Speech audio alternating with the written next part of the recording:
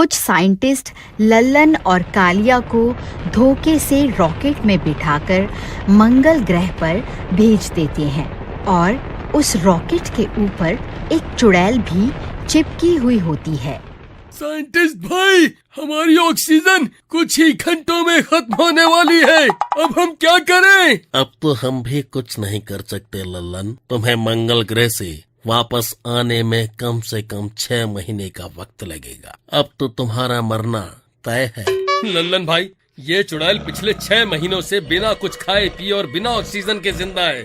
ये चाहे तो हमारी मदद कर सकती है। भाभी जी, हमें माफ कर दो। मैं मूर्ख था जो आपके और लल्लन भाई के प्यार को समझ नहीं पाया।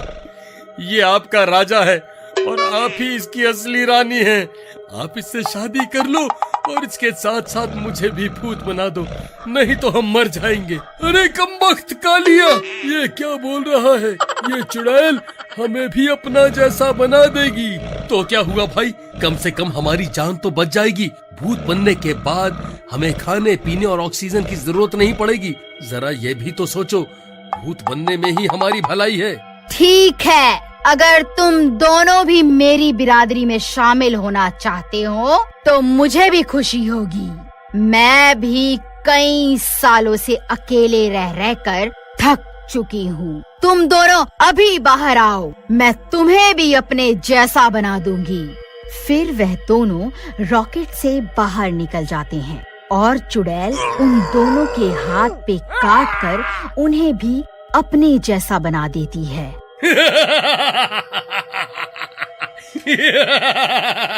ए साइंटिस्ट, अब तुझे हमसे कोई नहीं बचा सकता। हम तीनों वापस आ रहे हैं धरती पर। अगर रोक सके तो रोक ले। अरे साइंटिस्ट, बस अब तेरा खेल खत्म। देख, अब हम भी बहुत शक्तिशाली बन गए हैं। अब हमें ऑक्सीजन की भी जरूरत नहीं है। हम वापस धरती पर आ रहे हैं। अरे बाप रे, ये क्या हो गया? ये दोनों तो भूत बन गए। डॉक्टर कुमार, अब हम क्या करें? अगर ये दोनों यहाँ पहुँच गए तो सबसे पहले हम दोनों को ही मारेंगे। कालिया भाई, हम तो भूत बन गए हैं, लेकिन वापस धरती पर कैसे जाएं? मेरी एक तरकीब है। तुम दोनों इस रॉकेट में बैठ जाओ। मैं इसे पीछे से धक्का लगाकर इसकी रफ्तार बढ़ा सकती हूँ। ठीक है, ये सही रहेगा। फिर वह दोनों रॉकेट में जाकर बैठ जाते हैं और वह चुड़ैल रॉकेट के नीचे जाकर उसे धक्का लगाने लगती है। चुड़ैल की शक्ति की वजह से वह रॉकेट उड़ जाता है और सीधा धरती की ओर बढ़ने लगता है। वह देखो कालिया भाई, हमारी धरती। हम बस पहुंचने ही वाले हैं। अरे लल्लन भाई, बधाई हो। देखो, हम अपनी धरती पर वापस पहुंच गए। अब तुम्हारा क्या होगा साइंटिस्टों? अरे भाई, जल्दी भागो यहाँ से, नहीं तो ये तीनों भूत हमें कच्चा ही खा जाएंगे। अरे भागो रे, भागो, भूतों ने हमारी पृथ्वी पर हमला कर दिया है। अरे भागो रे, अपनी जान बचाकर भागो। फिर वह दोनों साइंटिस्ट अपनी जान बचाकर अपना कैंप छोड़कर वहाँ से भाग जाते हैं। वह चुड़ैल इतने बड़े जंगल को देखकर फूली नहीं समाती और सीधा जंगल में घुस जाती है और सीधा भागते हुए साइंटिस्ट के कैंप में पहुँच जाते हैं। अरे ये कमबख्त दोनों साइंटिस्ट कहाँ भाग गए? कालिया भाई, मुझे लगता है इन्हें हमारे आने की भनक लग गई होगी, इसीलिए ये कैंप छोड़कर भाग गए। ये लोग इतनी रात को जंगल में नहीं रुकने वाले, ये सीधा गांव की तरफ गए होंगे। चलो, हम भी वहीं चलते हैं। फिर वह दोनों भी उनका पीछा करते करते सीधा अपने गांव पहुंच जाते हैं। जैसे ही वह लोग अपने गांव पहुंचते हैं, सब लोग उन्हें देखकर डर जाते हैं। अरे भागा रे भागा, ये भूत कहाँ से आ गए? अरे अरे भागो रे, भूतों ने हमारे गांव पर हमला कर दिया है, सब अपनी अपनी जान बचा कर भागो। अरे नास मिटे, क्यों शोर मचा रहा है? तुझे क्या हम भूत दिखाई देते हैं?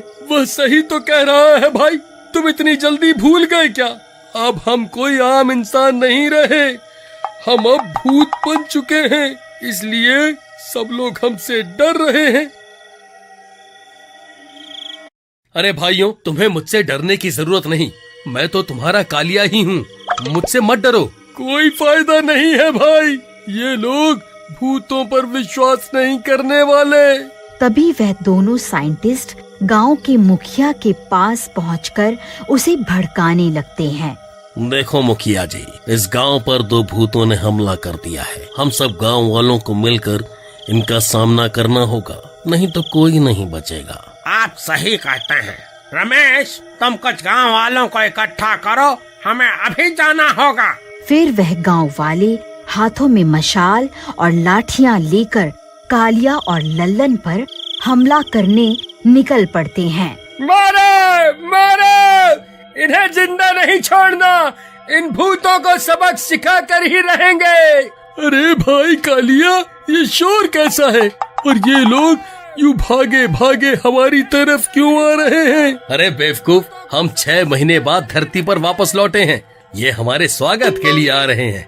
आ जाओ भाइयों, आप सबका बहुत बहुत धन्यवाद, आप सबका प्यार देखकर मेरी आंखों में आंसू ही आ गए।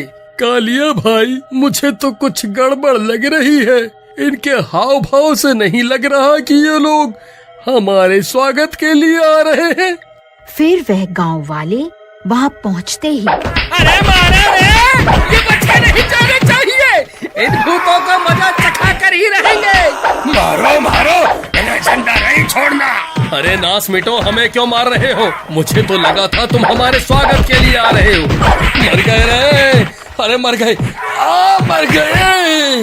कालिया भाई, जल्दी से यहाँ से निकलो, वरना ये हमें नहीं छोड़ेंगे।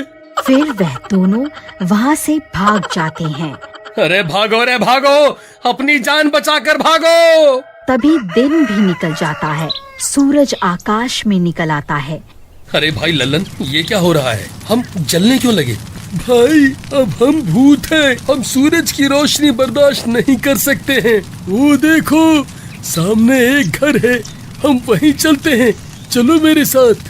फिर वह दोनों भागकर उस घर में छुप जाते हैं। सब गांव वाले भी उनका पीछा करते करते वहां पहुंच जाते हैं।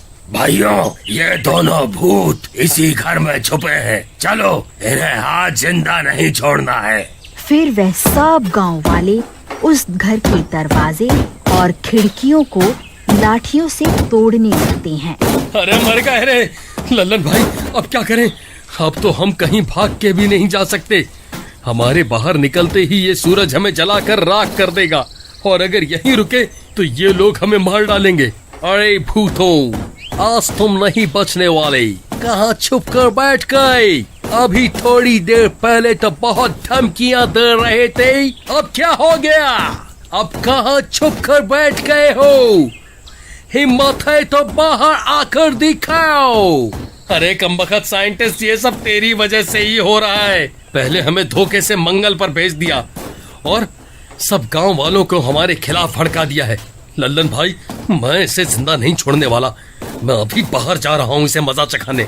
तुम्हारा दिमाग खराब तो नहीं हो गया कालिया भाई? हमारे बाहर निकलते ही ये सूरज तुम्हें जलाकर राख कर देगा। पागल मत बनो, चुपचाप यहीं छुपे रहो, इसी में हम दोनों की भलाई है। अरे भूतों, आखिर कब तक बाहर नहीं आओगे? तुम्हें मारे बिना हम यहाँ से नहीं जाने वाले। फिर थोड़ी देर में रात हो जाती है। गाँव वालों, मुझे लगता है ये दोनों ऐसे बाहर नहीं आने वाले, चलो हम इस घर को ही आग लगा देते हैं। हाँ, यही ठीक रहेगा, चलो भाइयों, इस घर को आग के हवाले कर देते हैं। हाँ, यही ठीक रहेगा, चलो भाइयों। तभी डरावनी डरावनी आवाजें आने लगती हैं।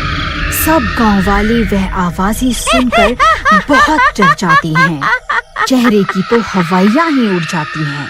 अरे भाइयों, ये कैसी आवाजें हैं?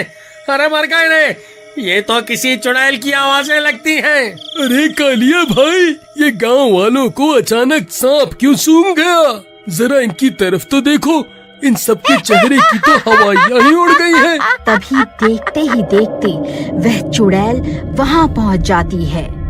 अरे लल्लन भाई, वो देखो भाभी आ गई हमारी जान बचाने के लिए। अरे भाभी, हम यहाँ हैं, इधर देखो। चुप कर कालिया, क्या भाभी भाभी लगा रखा है? तेरा दिमाग खराब तो नहीं हो गया है? ए गांव वालों, तुम्हारी इतनी हिम्मत! रुको, अभी तुम्हें मजा चखाती हूँ। अरे भागो रे, ये चुड़ैल कहाँ से आ गई? ये तो हम सबको कच्चा ही खा जाएगी। सब लोग अपनी अपनी जान बचाकर भागो। फिर वह सब गांव वाले वहाँ से दुम दबाकर भाग जाते हैं।